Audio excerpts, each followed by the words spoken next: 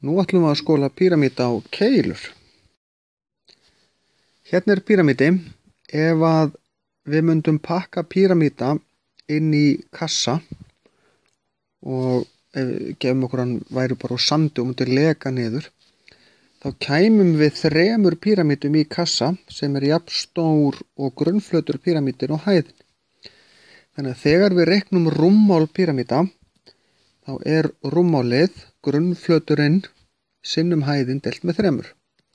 Grunnflöturinn er lengd sinnum breidd, grunnflöturinn svo sinnum hæðin deilt með 3. Hér er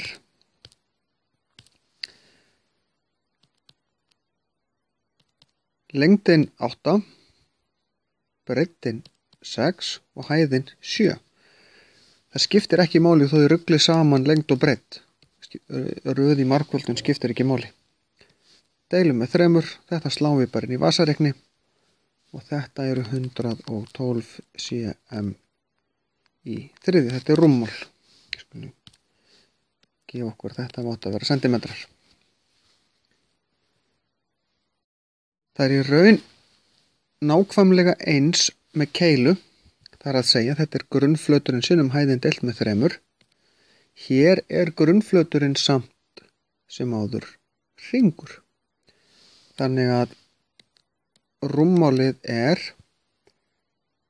radíus eða geislinn í öðru veldi sinnum pi sinnum hæðin deilt með 3. Og í þessu tilfelli erum við með 5 í öðru veldi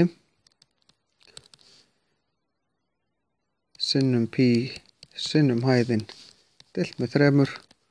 Þetta sláum við bara inn í vasareikni og við fáum 314,16 í þriðja. Gef okkur að þetta hefði átt að vera millimetrar. En þetta er bara vasareiknisvinna. Passa að setja þetta rétt inn. Það borgar sig í sjálfu sér, sérstaklega ef maður er með eitthvað að rugla saman röðinni á þessu hér, að slá á samasemmerki þegar maður er búið með þessa róms og deila svo með 3. Svolítið misjafnt hvort að vasareiknar geti ruglað þessu eitthvað upp og misjafnt hvort að vasareiknar eru með annars veldistakka, eru það nú flesti þessi skári, þá er hægt að segja bara 5 x 5 ef það er ekki annars veldistakki. En flóknara var það ekki. Við segjum þessu lokið.